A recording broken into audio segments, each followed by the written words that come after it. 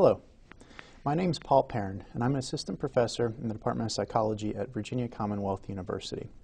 My primary appointment is in the health psychology doctoral program, and some of my research interests focus on multicultural health psychology. So I study how the impact of different people's or different forms of people's identities affect their health behaviors. So things like race, ethnicity, sexual orientation, and gender.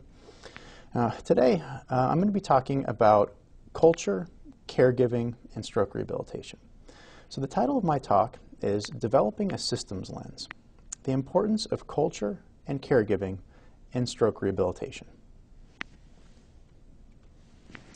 So I'd like to start by paraphrasing a Jerry Seinfeld joke.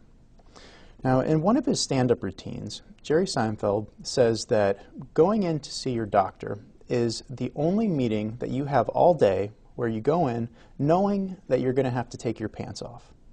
And in fact, you go in knowing that you're going to have to take your pants off and sit there for 15 minutes before anybody will even come and see you. So as you're sitting there with your pants off, people come in the room, they leave, they come in the room, ask you some questions, leave, all of them wearing pants while you're sitting there with no pants. And Jerry concludes his joke by saying, in all matters of medical decision-making authority, pants always beats no pants.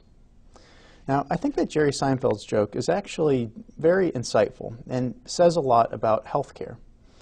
Now, the patient-provider relationship involves a pretty strong power differential. And when you have providers who are from ethnic majority backgrounds and patients from ethnic minority backgrounds, that patient-provider power dynamic actually amplifies power dynamics that are present in society more generally. So as a result, it's incredibly important to consider the effects of culture on the patient-provider relationship and in rehabilitation more generally. So that's what we'll be talking about today.